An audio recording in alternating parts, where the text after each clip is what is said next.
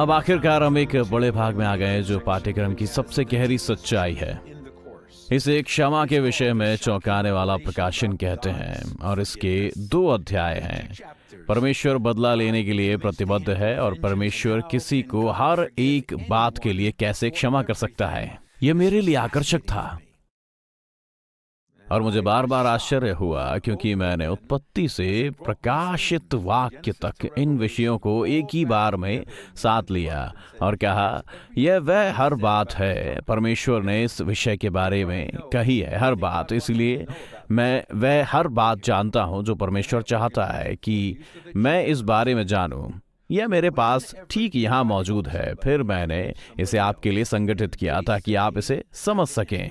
जब कभी आप किसी व्यक्ति की किसी दूसरे को क्षमा करने में सहायता करते हैं और अंत में वह कहता है, मैं जानता हूं कि मुझे दंड दिया जा रहा है, मुझे ये मालूम है, और मैं ये भी जानता हूं कि परमेश्वर तब तक मेरे पापों को क्षमा न करेगा जब तक कि मैं क्षमा न करूं, लेकिन फिर भी मैं क्षमा नहीं करूंगा। क्या आपको पता है कि 80% लोग क्यों क्षमा नहीं करेंगे? उसका कारण यही है। आपको पता है ये क्या है? उनके लिए क्षमा न करना बहुत ज्यादा भारी दंड से बाहर निकलने से ज्यादा महत्वपूर्ण होता है। क्या आपको पता है इसकी जड़ क्या है? वे क्या चाहते हैं? वे बदला चाहते हैं। उस व्यक्ति ने मुझे सचमुच घायल किया था और मैं उसे तब तक क्षमा नहीं करूंगा जब तक कि वह वैसी पीड़ा ना सहे जैसी मैंने सही थी। और मैं आपसे बदले के इस मुद्दे पर बात करना चाहता हूं। क्या आपकी बदले की इच्छा सही है या गलत? क्या यह पाप है या पाप नहीं है? यह पाप नहीं है। यह दिलचस्प सवाल है ना? मुझे लगता है कि जब आपको पता चलेगा कि उस प्रश्न का उत्तर क्या है और बदले का क्या करना है, तो आप ये जानकर दंग रह जाएंगे। मैं उन 4 पुरुषों पर वापस जाना चाहता हूं जिन्होंने पार्किंग लॉट में उस लड़की का बलात्कार किया था, क्योंकि आप कल्पना कर सकते हैं कि उसे कैसा महसूस हुआ होगा। वह अपमान, वह शोषण, उसके कुमारेपन जैसी अनमोल चीज उससे छीन ली गई। उस क्षेत्र में इस घटना को देखने वाले किसी भी व्यक्ति ने इसे रोका नहीं, क्योंकि वे बहुत डरे हुए थे। ये सब बातें न्याय की मांग कर रही थीं। वह न्याय चाहती थी और वह न्याय की हकदार थी। वैसे आप उस व्यक्ति की इस प्रक्रिया में कैसे सहायता करते हैं? क्योंकि जब तक वह उसे जाने नहीं देती, वह क्षमा नहीं कर सकती थी। पर यह वही बात है जिसके बारे में मैंने उससे बात की थी, पर उतनी गहराई से नहीं जितनी मैंने आप की है। लेकिन मैं बदले के बारे में बात करना चाहता हूं, और यह हमारे मन में है ही क्यों। और नीचे आपका भाग संख्या 1, बदले की शांति, यानी बदला हमें शांति देता है। और आपके पास उत्पत्ति 27:41 में एसाव और उसके भाई याकूब की कहानी है। ईसाव ने तो याकूब से अपने पिता के दिए हुए आशीर्वाद के कारण बैर रखा और उसने सोचा, मेरे पिता के अंतकाल का दिन निकट है, फिर मैं अपने भाई याकूब को घात करूंगा। जब रिबका को उसके पहलौठे पुत्र एसाव की ये बातें बताई गईं, तब उसने अपने छोटे पुत्र याकूब को बुलाकर कहा, सुन, तेरा भाई एसाव तुझे घात करने के लिए अपने मन में धीरज रखे हुए है। बदले की इच्छा और आशा हमारे साथ क्या करती है? ये हमें खुशी देती है, वह पीड़ा जो हमें दूसरे व्यक्ति से मिली थी, बदले में उन्हें दुख सहते हुए देखने का विचार हमें शांति देता है। हाँ, न्याय की मांग यही है। इसलिए बिंदु 1, बदला उस व्यक्ति की हानि की इच्छा करता है या हानि पहुंचाता है जिसने आपको पीड़ा दी थी, जिसने आपको पीड़ा दी थी। नंबर 2, अन्याय की भावनाओं के कारण व्यक्ति के मन में बदला उत्पन्न होता है। यह सही नहीं था, मैंने गलत तरीके से दुख सहा, और वह व्यक्ति जिसने यह किया था उसे अपने किए के कारण उसी तरह या उससे ज्यादा दुख सहना चाहिए। बिंदु संख्या 3, अक्षमा की फिसल पट्टी के कारण बदला मन में बना रहता है। अक्षमा, क्रोध, कड़वाहट, निंदा, डाह, घृणा और बदले के 7 स्तरों को याद करें। हालांकि आप तुरंत बदले पर जा सकते हैं, आपको उस फिसल पट्टी से होकर नहीं गुजरना पड़ेगा। यदि आपके साथ वास्तव में कुछ दर्दनाक और गलत, अत्यधिक गलत हुआ है जिससे आपको बहुत बड़ा सदमा लगा है, तब आप तुरंत बदला लेने की इच्छा पर पहुंच सकते हैं। तो इसमें फिसल पट्टी से गुजरने की जरूरत नहीं पड़ती, लेकिन आमतौर पर समय के साथ जीवन के अधिकांश हिस्सों में यह होता है। नंबर 4, बदला लेना समय के साथ बढ़ता चला जाता है और भावनात्मक शांति को उत्पन्न करता है, भावनात्मक शांति। अब हम सीधे इस बड़े सवाल के साथ भाग 2 में चलेंगे। क्या बदले की इच्छा पाप है? नंबर 1, प्रकाशित वाक्य में दिए गए उस परिच्छेद पर गौर करें। ध्यान दें कि वे लोग कहाँ हैं और वे क्या कर रहे हैं और वे किस स्थान से कह रहे हैं। जब उसने 5वीं मोहर खोली तो मैंने वेदी के नीचे उनके प्राणों को देखा, जो परमेश्वर के वचन के कारण और उस गवाही के कारण जो उन्होंने दी थी वध किए गए थे। वे मर चुके हैं, वे मर चुके हैं, वे वध किए गए थे। वे क्यों वध किए गए थे? परमेश्वर के वचन के कारण और उस गवाही के कारण जो उन्होंने दी थी। यानी उन्होंने यीशु का इनकार नहीं किया, लेकिन धमकी थी कि अगर तुम यह नहीं करोगे तो हम तुम्हारे सिर काट डालेंगे। उन्होंने बड़े शब्द से पुकार कर कहा, हे स्वामी, यानी वे परमेश्वर से बात कर रहे हैं, ये पवित्र और सत्य, तू कब तक न्याय ना करेगा और पृथ्वी के रहने वालों से हमारे लहू का बदला कब तक न लेगा? ठहरे, क्या स्वर्ग में पाप है? नहीं। आपका मतलब है कि स्वर्ग के वे लोग जिन्हें इसलिए मारा गया था क्योंकि उन्होंने यीशु का इनकार नहीं किया, जब वे स्वर्ग में हैं, वे परमेश्वर से अपना बदला लेने के लिए कह रहे हैं। क्या ये आपको समझ आया? क्या ये बदले के बारे में आपकी सोच को नहीं बदलता? स्वर्ग में मौजूद लोग जहां पाप नहीं है, परमेश्वर से कहते हैं, उन्होंने हमें मारा था, आपको पता है उन्होंने हमें मारा था, हे प्रभु, आप कब तक उनसे बदला नहीं लेंगे? इससे आपकी सोच पर क्या असर पड़ता है? ये थोड़ा सा हिलाने वाला है ना? ऐसा होना भी चाहिए। इसीलिए बिंदु 1, पाप रहित स्वर्ग में शहीद विश्वासियों के मन में बदले की इच्छा मौजूद है। अब क्या यह इच्छा धर्मी थी या धर्मी? वह धर्मी था क्योंकि वहां कोई अधर्म नहीं है। वाह, क्या बात है। बिंदु 2, थिस्सलुनीकियों 1:4 पर गौर करें। यहां तक कि आप परमेश्वर की कलीसिया में तुम्हारे विषय में घमंड करते हैं कि जितने उपद्रव व क्लेश तुम सहते हो, उन सब में तुम्हारा धीरज और विश्वास प्रकट होता है। अब इन वचनों पर गौर करें, क्योंकि परमेश्वर के निकट यह न्याय है कि जो तुम्हें क्लेश देते हैं उन्हें बदले में क्लेश दें। ये क्या है? ये परमेश्वर के निकट न्याय है कि जो लोग तुम्हें मसीह पर विश्वास करने और भले काम करने के लिए सताते हैं, उन्हें बदले में क्लेश दे। परमेश्वर का बदला लेना न्याय है। हाँ, क्योंकि परमेश्वर के निकट यह न्याय है कि जो तुम्हें क्लेश देते हैं उन्हें बदले में क्लेश दें, और तुम्हें जो क्लेश पाते हो हमारे साथ चैन दे। उस समय जबकि प्रभु यीशु, जरा इस पर गौर करें, अपने सामर्थी दूतों के साथ वाक्य के अंतिम भाग को जोर से पढ़ें, धधकती हुई आग में स्वर्ग से प्रकट होगा। क्या यीशु बदला लेता है? क्या यह न्याय है? तो शायद बदले की आपकी इच्छा बिल्कुल भी गलत नहीं है। शायद यह बाकी भावनाओं के समान है, ठीक परमेश्वर के समान। परमेश्वर का बदला लेना न्याय है। इसलिए बदला ऐसी चीज नहीं है जिस पर आपको शर्मिंदा होना चाहिए। झूठ यह है कि बदले की इच्छा पाप है और मेरे मन में ये इच्छा नहीं होनी चाहिए। नहीं, अगर आपके साथ अनुचित और पक्षपाती व्यवहार हुआ है जिसके आप हकदार नहीं थे और वह गलत था, तो आपकी बदले की इच्छा परमेश्वर के समान है। आप में से कुछ लोग वहां बैठकर कह रहे हैं, रहने दो, ये परमेश्वर के समान नहीं है। मेरे ख्याल से हमने अभी भी पढ़ा है कि परमेश्वर का आपके लिए बदला लेना न्याय है। यह न्याय है। तो बिंदु 2, विश्वासी होने के नाते परमेश्वर आपको क्लेश देने वालों से बदला लेने को न्याय के रूप में देखता है। न्याय के रूप में।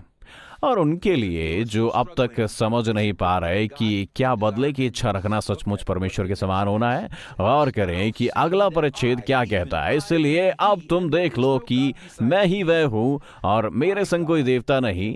मैं ही मार डालता और मैं चलाता भी हूं, मैं ही घायल करता और मैं ही चंगा भी करता हूं, और मेरे हाथ से कोई नहीं छुड़ा सकता, क्योंकि मैं अपना हाथ स्वर्ग की ओर उठाकर कहता हूं, क्योंकि मैं अनंत काल के लिए जीवित हूं। इसलिए यदि मैं बिजली की तलवार पर सान धरकर चल के आऊं और न्याय अपने हाथ में ले लूं, तो अपने द्रोहियों से बदला लूंगा और अपने बैरियों को बदला दूंगा।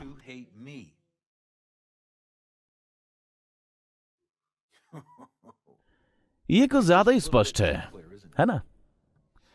तो क्या आपने शर्मिंदा महसूस करते हुए और खुद पर भरोसा ना रखते हुए जानकर अपना मन बदल लिया है? यह उचित नहीं है और न्याय की जरूरत है? नहीं, नहीं, परमेश्वर के लिए बदला लेना न्याय है, और मैं अर्थात परमेश्वर धरती पर आऊंगा और अपने बैरियों से बदला लूंगा।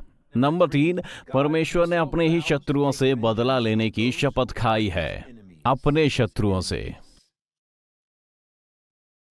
मैं जाम्बिया में था, वह मेरे पसंदीदा देशों में से एक है, और जब मैं नए पाठ्यक्रम एड्स के लिए परमेश्वर का जवाब का अभ्यास कर रहा था और उस पर काम कर रहा था, मेरे पास 2 से 3 दिनों के लिए लगभग 875 पास्टर और अगुए इकट्ठा थे। मैंने कीनिया में लगभग 2000 अगुओं के साथ यह किया था, और मैं कीनिया के राष्ट्रपति से आधे दिन के लिए मिला, और फिर मैं जाम्बिया में था, फिर मैं यहाँ आ गया और एमनेट स्टूडियोज में हमने इसकी वीडियो रिकॉर्डिंग की। पहले दिन की सुबह जब मैं एड्स के बारे में बात कर रहा था और ये कितना दुखदाई है, और ये अफ्रीका के बड़े भाग और संसार के कुछ अन्य देशों के लोगों को मार रहा है। ब्रेक के समय में एक पास्टर की पत्नी मेरे पास आई और मैं मंच के पीछे खड़ा था, और वह ठीक पास आकर खड़ी हो गई और मैं थोड़ा पीछे हटा, पर वह मेरी ओर बढ़ती रही और मैं तब तक पीछे हटता रहा जब तक कि मैं दीवार से नहीं टकरा गया और मेरे पास जाने के लिए कोई और स्थान नहीं बचा। और वह बोली, मैं आपको बताना चाहती हूँ कि हमारे गांव में क्या हुआ, और मैं नहीं जानती कि इसके बारे में क्या करूं। उसने कहा, गांव के एक आदमी ने अपनी संपत्ति बेची और उसने कुछ सफेद लिफाफे खरीद लिए। फिर उसने हमारे गांव की हर लड़की से यौन संबंध बनाए, और उनके साथ यौन संबंध बनाने के बाद उसने उन्हें एक एक लिफाफा दिया। वह रोने लगी और कहा, मेरी बेटी को भी वैसा एक लिफाफा मिला। लिफाफे में क्या था?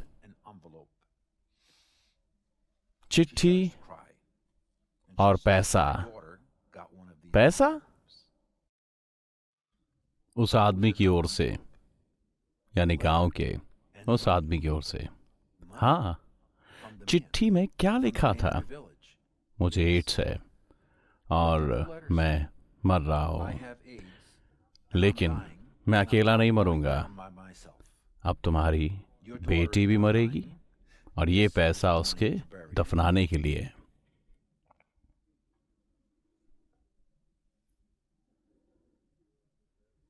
आपने अभी अभी जो सुना उसके बारे में सोचें।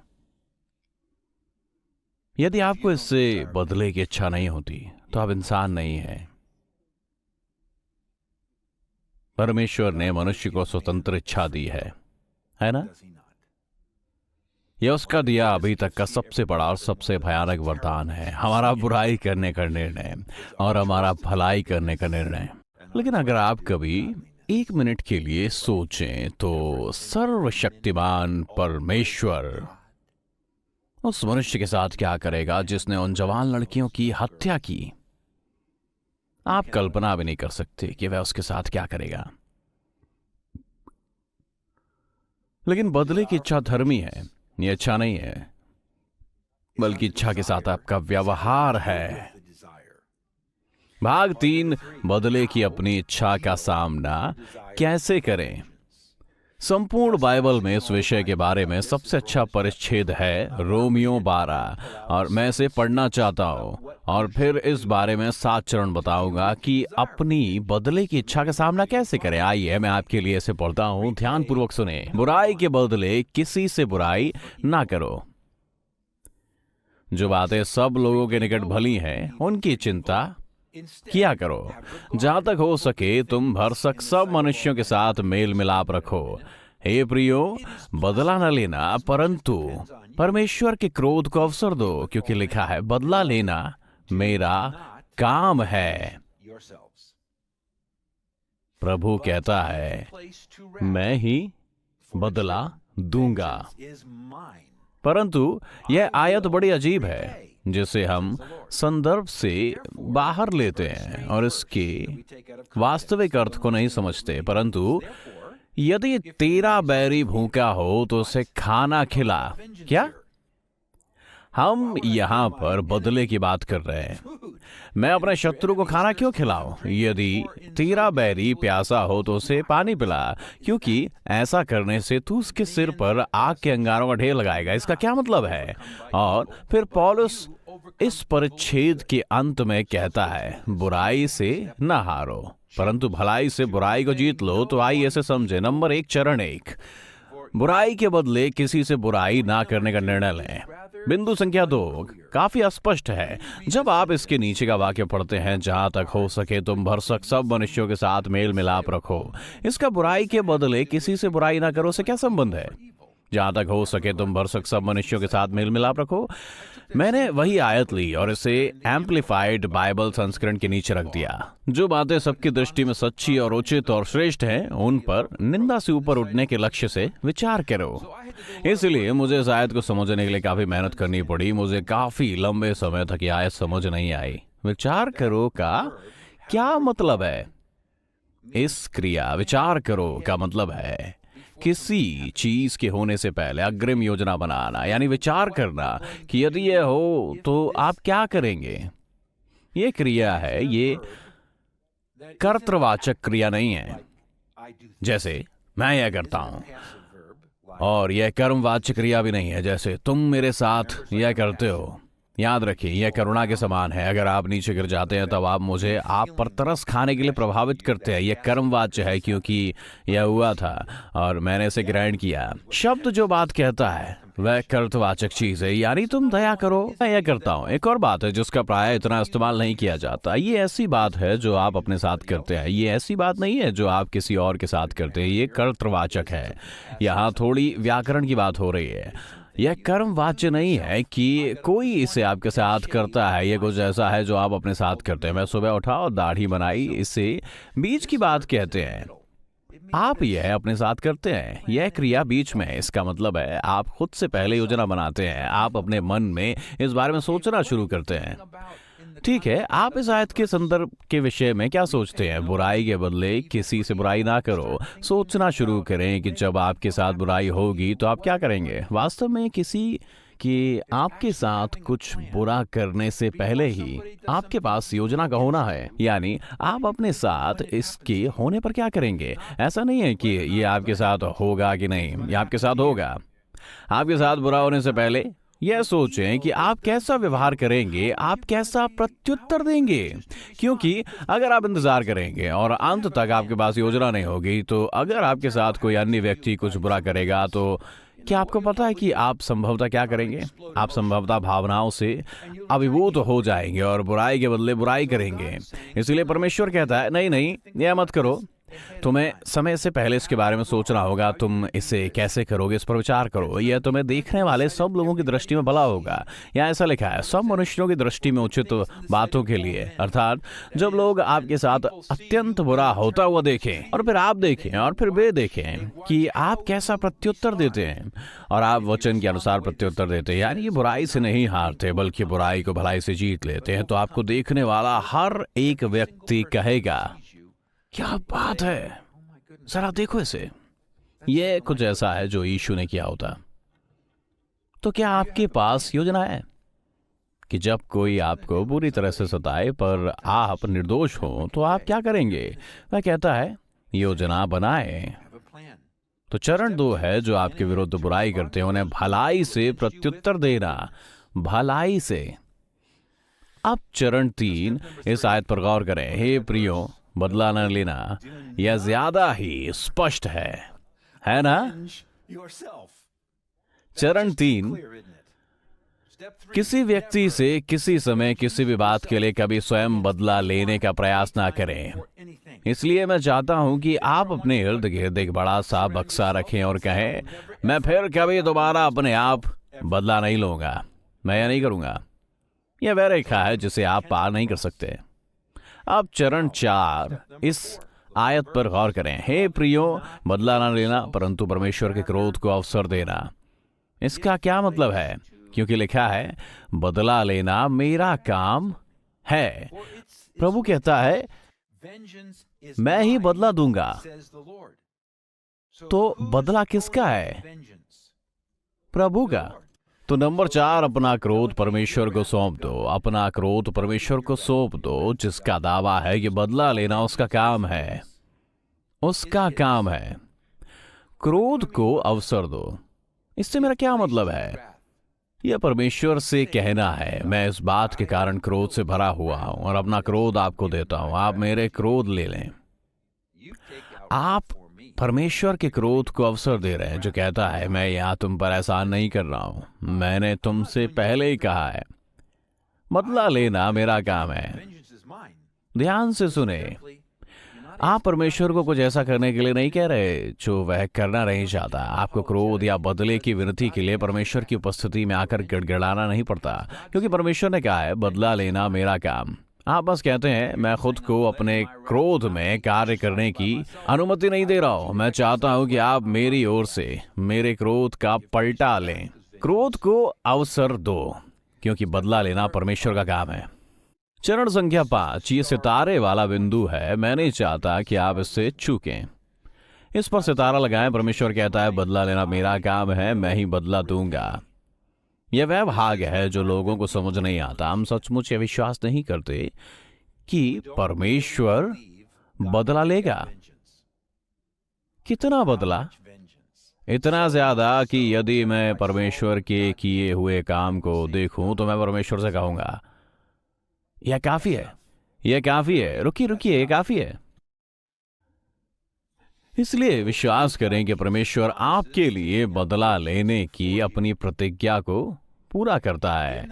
उसी पाठ्यक्रम एड्स के लिए परमेश्वर का जवाब में मैंने बहुत जोखिम भरा काम किया। मुझे नहीं पता था कि यह काम करेगा कि नहीं, लेकिन मैं इसका उपयोग शिक्षा के समय करना चाहता था। और दर्शक इसी तरह ढलान पर बैठे हुए, और दर्शक मिश्रित नस्लों से थे और वहाँ कई नस्लें मौजूद थी। और मैं एक कड़ा उदाहरण देना चाहता था और मैंने जोखिम लिया और मैंने भूरे बालों वाली अति सुंदर गोरी महिला को चुना। मैंने उसे चुनकर बाहर बुलाया और मैंने उसे मंच पर बुलाया और कहा, उदाहरण के लिए मान लें कि वह एक सुबह पार्क में दौड़ लगा रही थी और झाड़ियों के पीछे एक आदमी छिपा हुआ था। और मैंने एक अन्य आदमी को चुना जो दिखने में खूंखार और विशालकाय था, और मैंने उसे नीचे बुलाया और कहा, वह ठीक यहाँ खड़ा था और वह आता है और आकर उसे मारकर गिरा देता है और उसे खींचकर पेड़ के पीछे ले जाता है और उसका शोषण और बलात्कार करता है। वह अतीत की घटनाओं के कारण गोरों से घृणा करता है और इस महिला को एड्स हो जाता है और वह मर रही है। और वह परमेश्वर से कहती है मेरा बदला ले। और परमेश्वर कहता है ठीक है, मैं चाहता हूं कि तू देखे। और फिर मैंने कहा आइए एक क्षण के लिए मैं स्वर्गदूत बन जाता हूं, यानी परमेश्वर के क्रोध का दूत। और मैंने उस आदमी से जो निसंदेह निर्दोष था और कुछ नहीं किया था, मुड़ने के लिए कहा। और मैंने कहा यदि मैं स्वर्गदूत होता और मैंने एक कोड़ा उठाया जिसके छोर पर कांटे लगे थे और उस व्यक्ति को ऐसे हवा में पीटना शुरू कर दिया मानो मैं सचमुच यह कर रहा था और मैं वास्तव में सबके सामने यह कर रहा था। निसंदेह मेरे पास कोड़ा नहीं था, लेकिन मुझे निश्चित रूप से ऐसा ही महसूस हो रहा था। और मैं उस भूरे बालों वाली महिला को देखता रहा और मैं चिल्लाई, इतना काफी है, इतना काफी है, रुक जाइए। और मैंने कहा बदला ऐसा ही होता है, मैं ही बदला दूंगा, मैं ही बदला दूंगा। तो अगर आप ये देखें, क्योंकि किसी दिन आप ये देखेंगे, आप कहेंगे परमेश्वर धर्मी है।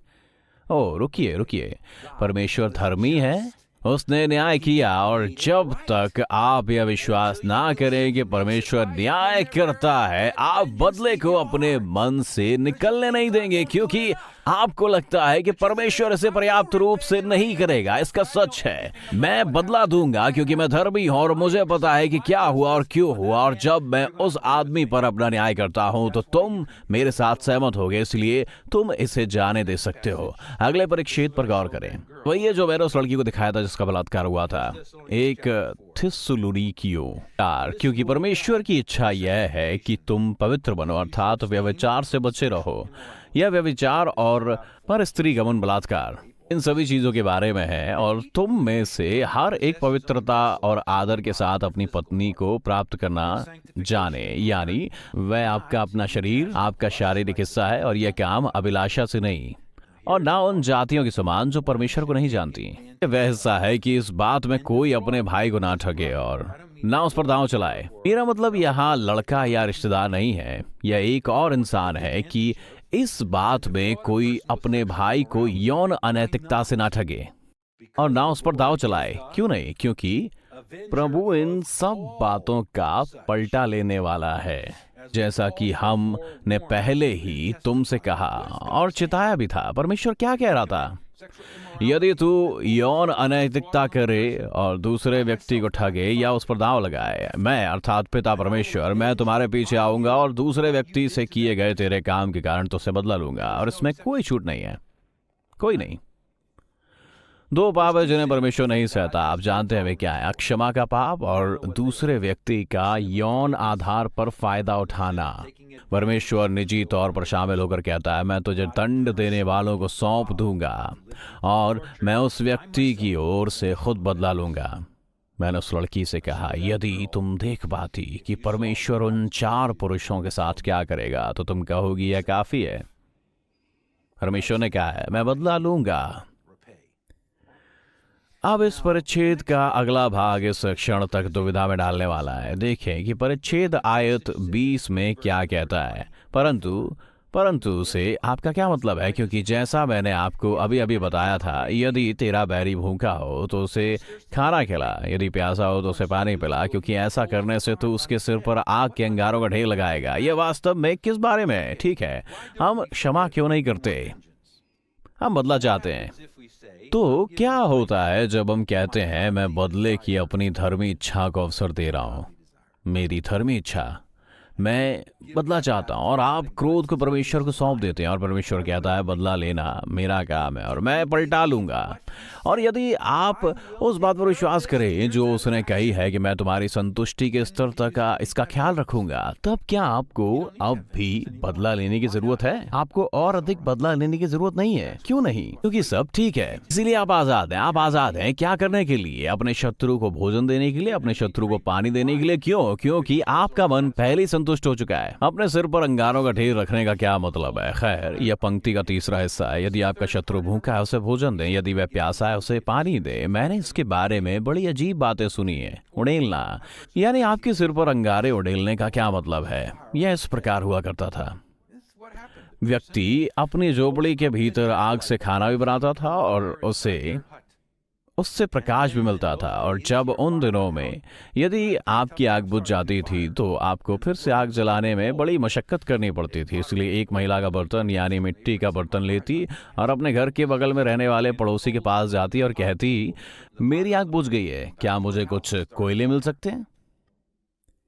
वह अपने कोयले उठाती, अपने मटके में रखती और फिर वह स्त्री उन्हें उसके सिर पर रखे मटके में डाल देती। फिर वह अपने घर पर आग जलाने के लिए वापस आ जाती। पर क्या आपको यहाँ सच की गहराई दिखाई दे रही है? जब आप विश्वास करते हैं, मुझे यहाँ बदले की चिंता करने की जरूरत नहीं है, मैं बदले की आशा करता हूँ, ठीक है, यह गलत नहीं है, इसे परमेश्वर को सौंप दें और परमेश्वर आपकी ओर से उनसे बदला लेगा। इसलिए विश्वास करें कि उसने आपसे झूठ नहीं बोला। यदि आप देख पाते कि उसने क्या किया है तो आप कहते, इतना काफी है, इतना काफी है, इतना काफी है, इसी औरत क्यों पाले, इसे जाने दें। तो आप में से कितने लोगों को बदले की कुछ बातों को छोड़ने की जरूरत है? मुझे अपने हाथ दिखाएं। हम में से बहुत से हैं, ज्यादातर। इसलिए क्या आप परमेश्वर को वह करने देंगे जिसकी उसने प्रतिज्ञा की है? इसे परमेश्वर को सौंप दें और कहें, परमेश्वर मेरी ओर से उनसे बदला ले, और फिर आप उनके प्रति दयालु होने के लिए स्वतंत्र हैं। क्या यह अद्भुत नहीं है? मैं आपके बारे में तो नहीं जानता और मुझे यह पसंद है, सचमुच यह अद्भुत है। मेरे पास बाइबल के बहुत से उदाहरण मौजूद हैं जिनका मैंने बारीकी से अध्ययन किया है। मैंने बहुत लंबे समय तक इस पर अध्ययन किया, उस हर बात का जहां परमेश्वर ने बदला लिया और लोगों ने क्या किया, और परमेश्वर से बहुत प्रभावित हुआ। उसने हर बार बदला लिया और कई बार परमेश्वर मेरी सोचने की हद से भी आगे बढ़ गया। उसने अत्यधिक बदला दिया और इससे मुझे आजादी मिली। आहा, परमेश्वर आप अपना वचन पूरा करते हैं, आप बदला देंगे। बदला लेना आपका काम है, मेरा नहीं। मैं इसे थामे नहीं रह सकता, मैं इसे आपको देता हूं और फिर मैं आपका ध्यान रखने के लिए आजाद हूं और क्रोध नहीं और कोई बात नहीं। इसलिए आइए इस अंतिम बिंदु पर गौर करें, चरण 6। क्योंकि बदला लिया गया है इसलिए अपने आप को दया दिखाने के लिए आजाद करें। और उस आयत का अंतिम भाग, मुझे आयत पसंद है, बुराई से न हारो परंतु भलाई से बुराई को जीत लो। ये उस भाषा की आज्ञाएं हैं और इसमें लिखा है, इसे देखें, एक कर्मवाच्य। मैं आशा करता हूं कि अब आपको ये चीज समझ आ रही है, यानी एक कर्मवाच्य और एक कर्तृवाचक। कर्मवाच्य क्या है? तुम्हारे साथ जो बुराई होती है उसे अपने ऊपर इतना हावी ना होने दो कि तुम बदले में बुराई करो। यह कर्मवाच्य है, यह आपके साथ हुआ है, इस पर गौर करें। यह आपके साथ हुआ है पर बदले में वैसा ना करें।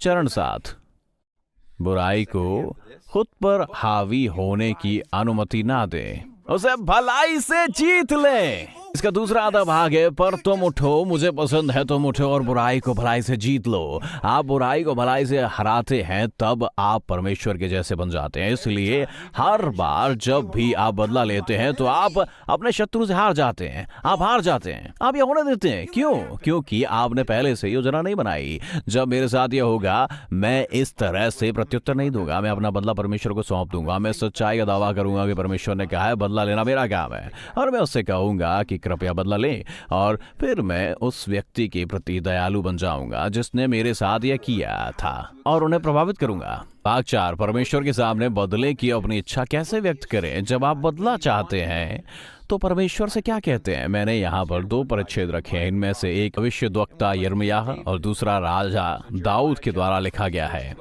तो यिर्मयाह 20:12 यिर्मयाह कहता है, सेनाओं कि यहोवा हे धर्मियों के परखने वाले और हृदय और मन के ज्ञाता, जो बदला तू उनसे लेगा उसे मैं देखूं, क्योंकि मैंने अपना मुकद्दमा तेरे ऊपर छोड़ दिया है। क्या आपको पता है यिर्मयाह क्या चाहता था?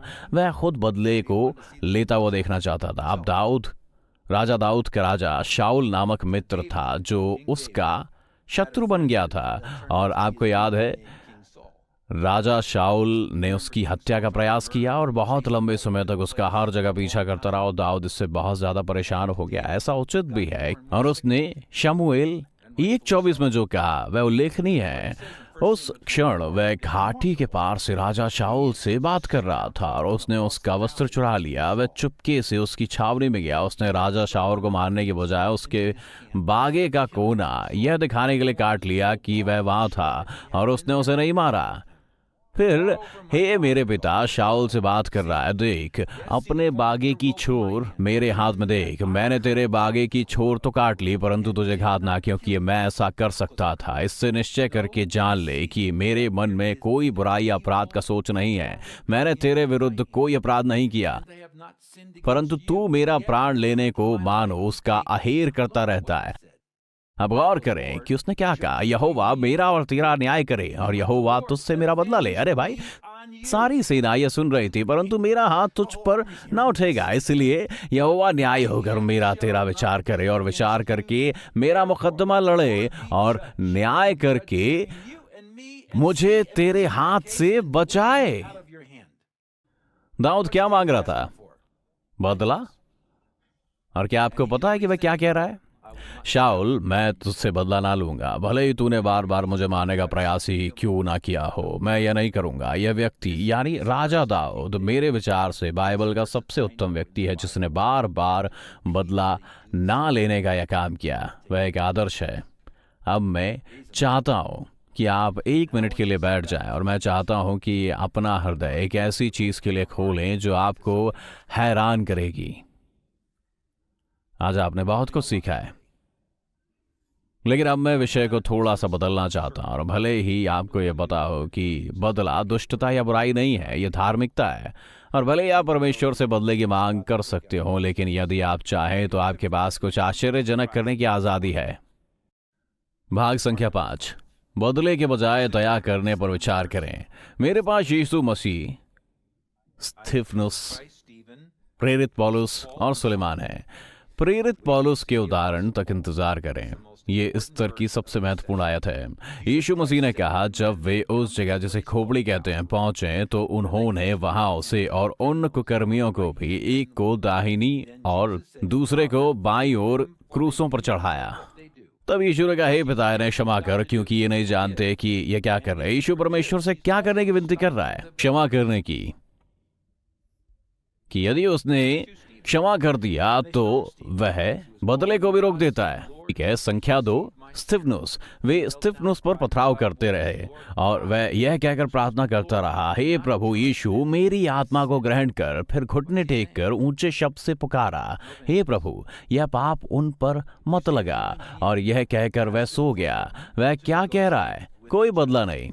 आपको पता है कि मनुष्य के पास न्यायी से बातचीत करने की आजादी होती है, क्योंकि वह वही व्यक्ति है जिसके साथ गलत हुआ है। अब अगला परिच्छेद जिसमें पौलुस है, इस पर एक क्षण के लिए गौर करें। ये अगला परिच्छेद विचारों को उकसाने वाला है, यानी वह इस व्यक्ति से बदला चाहता है और परमेश्वर से ऐसा करने की विनती करता है, लेकिन वह अगले व्यक्ति से बदला नहीं चाहता और परमेश्वर से ऐसा ना करने की विनती करता है। इस पर गौर करें। 2 तीमुथियुस 4, सिकंदर ठठेरे ने मुझसे बहुत बुराइयां की हैं। प्रभु उसे उसके कामों के अनुसार बदला देगा। वह उसके लिए किस चीज की मांग कर रहा है? बदले की। तू भी, यानी तीमुथियुस, उससे सावधान रहे, क्योंकि उसने हमारी बातों का बहुत ही विरोध किया है। दूसरी श्रेणी, मेरे पहले प्रतिवाद के समय किसी ने भी मेरा साथ नहीं दिया, वरन सब ने, यानी वे लोग जिन्हें मैं प्रभु में लाया, उन्होंने मुझे छोड़ दिया था। मित्रों, यह तो धोखा है। यह धोखा है। भला हो कि इसका उनको लेखा ना देना पड़े। क्या यह आश्चर्य की बात नहीं है? क्या आपको एहसास है कि आपको अभी अभी क्या पता चला है? आपके पास विकल्प है। आपके पास अधिकार है कि परमेश्वर से विनती करें कि वह आपके लिए बदला ले, क्योंकि यह आपका अधिकार है और परमेश्वर इससे दुखी या कम से कम क्रोधित तो नहीं होता। मैं चाहता हूं कि आप बहुत सावधानी से ये सुने, इसलिए आपके पास भी परमेश्वर से यह कहने की स्वतंत्रता है। मैं आधिकारिक रूप से विनती करता हूं कि परमेश्वर मेरी ओर से उस व्यक्ति से बदला ना ले। मैं आपसे कठिन सवाल पूछना चाहता हूं, दोनों विकल्प में से कौन सा बेहतर है?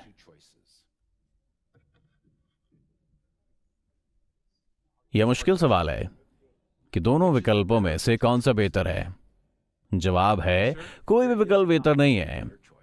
क्योंकि चलिए मैं आपके सामने साबित करता हूं, बदले की इच्छा भली है, यह धर्मी है, यह धार्मिकता से किसी मायने में कम नहीं है। आप इसे कम आंक कर यह नहीं कह सकते हैं कि उसे जाने दो। ऐसा नहीं है। यह पूरी तरह उचित है। यह कहना उचित नहीं है कि इस बात के लिए इससे बदला ना ले, क्योंकि यह इशारा करता है कि यह पूरी तरह धार्मिकता नहीं, यह 100% धार्मिकता है। 101% धार्मिकता नहीं है, बल्कि यह पूरी तरह से धार्मिकता है। तब यह क्या है? यह आप पर निर्भर है। क्या यह अच्छा नहीं है? कुछ लोग कहते हैं, मैंने परमेश्वर से बदला लेने के लिए कहा है। कुछ लोग जिन्होंने शायद उस व्यक्ति से भी कुछ ज्यादा बुरा किया है, वे कहते हैं, परंतु मुझे समझ आ गया कि क्या चल रहा था और मैंने परमेश्वर से कहा, हे प्रभु, मैं बदला नहीं चाहता, थोड़ा सा भी नहीं। और मैं मानता हूं कि परमेश्वर हमारी विनतियों का सम्मान करता है। इसलिए आपके पास विकल्प है। वाह, ये अच्छा है ना? ये कठोर लोगों को सचमुच क्षमा करने का भेद है। ये सामर्थ्य है। हाँ, बिल्कुल। अब सुलेमान उन लोगों के लिए थोड़ा सा सुराग देता है जो बदला चाहते हैं। संख्या 4, जब तेरा शत्रु गिर जाए तब तू आनंदित ना हो, ओहो, और जब वह ठोकर खाए तब तेरा मन मगन ना हो। वह आपका शत्रु है, क्यों नहीं? कहीं ऐसा ना हो कि यहोवा यह देखकर अप्रसन्न हो और अपना क्रोध उस पर से हटा ले। इसलिए सावधान रहें। सावधान रहें कि कहीं आप नाचने ना लगे।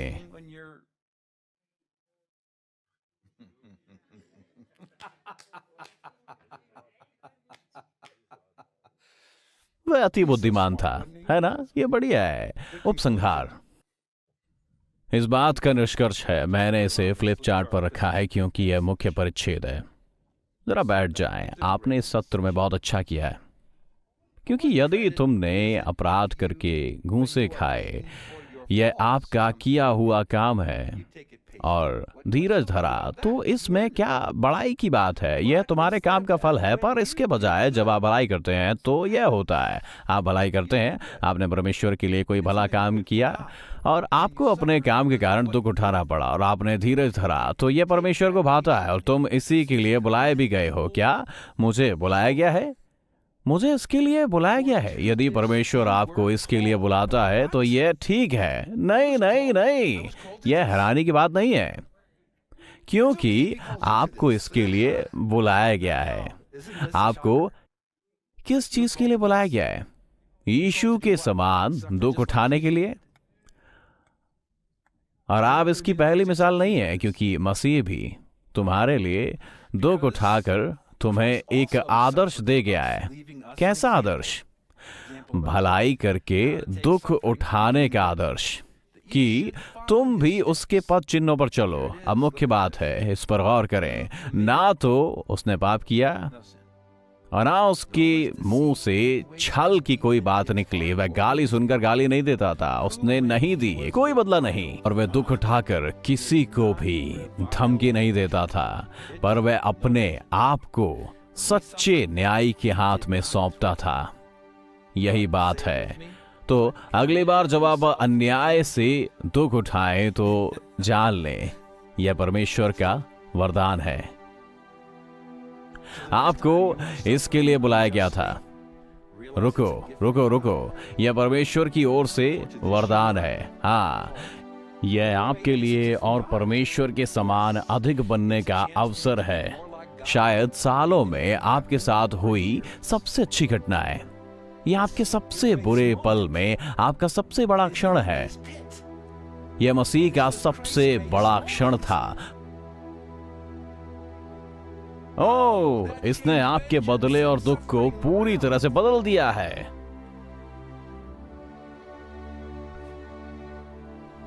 ऐसे किसी भी व्यक्ति को लें जिसके लिए आपके मन में बदला है, और उसे इस क्षण जाने दें। इसे अपने मन से बाहर निकाल दें। चलिए, इसे खोल दीजिए और उस बात को जाने दीजिए और निर्णय लें। मैं बदला चाहता हूं, मैं बदला नहीं लेना चाहता। आप आजाद हैं। बढ़िया। आगे है सत्र के सवाल, पर पहले टीचर एवरी नेशन की ओर से इन उपहारों का आनंद लें। अपने मुफ्त डाउनलोड्स पाने के लिए नीचे दिए गए लिंक पर जाएं।